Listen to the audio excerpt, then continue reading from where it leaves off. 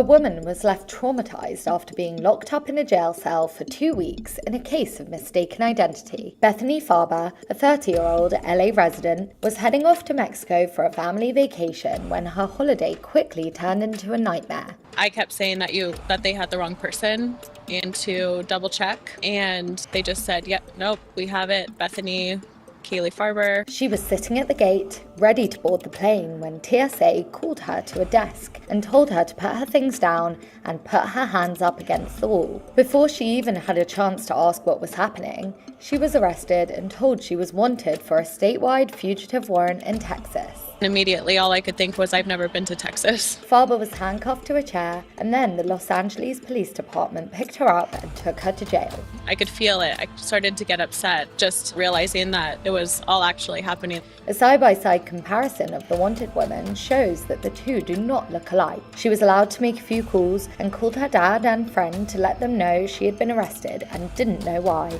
A guard told her to grab a blanket and that she would be staying. She said, oh, you're not going anywhere. You will be here at least until court on Monday or Tuesday. She spent 13 long days behind bars fearing for her life. And I am thrown into a cell with people that are off the street, just 14 violent criminals. Farber is fighting the injustice of her treatment and, along with her attorneys, is filing a civil lawsuit against the LAPD for wrongful arrest and detainment, a violation of her 4th and 8th Amendment rights. This has caused me a lot of distress in my life. A lot of anxiety. It has set me back financially. It's impacted my business. Farber and her attorneys are arguing that the authorities failed to properly confirm her identity and denied her the ability to be released on bail. She had to spend her nights in a cold jail cell listening to voices of other inmates screaming, crying. Farber claims that she has been left suffering from anxiety and PTSD after her traumatic ordeal. What's even more heartbreaking for her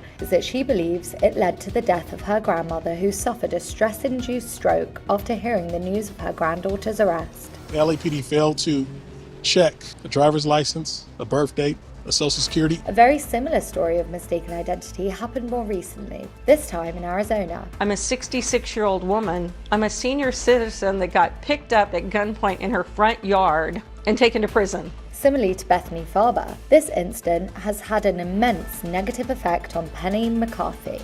I'm mad, I'm hurt. All of a sudden I'm on antidepressants.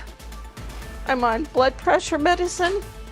I'm on medicine to sleep at night, all because somebody didn't do their job right in the government. And he calls me Carol, and I'm looking around like, I don't know anybody named Carol. Penny's ankles and wrists were chained, and she was put in the back of a car, and she was transported to a federal prison. How was your experience in federal prison? Scary as hell. The whole having to be strip searched 3 times in front of all of these people, it's just humiliating and degrading. The police were looking for Carol Ann Rozak, using a 1999 mugshot of her, yet apparently the police used Penny's Facebook photo to identify her as Carol. After an ABC investigation was published with Penny's interview, federal agents finally admitted that they had arrested the wrong woman, once realizing the fingerprints didn't match. What do you want done? I want somebody to hold these people accountable. I want this to not happen to more people.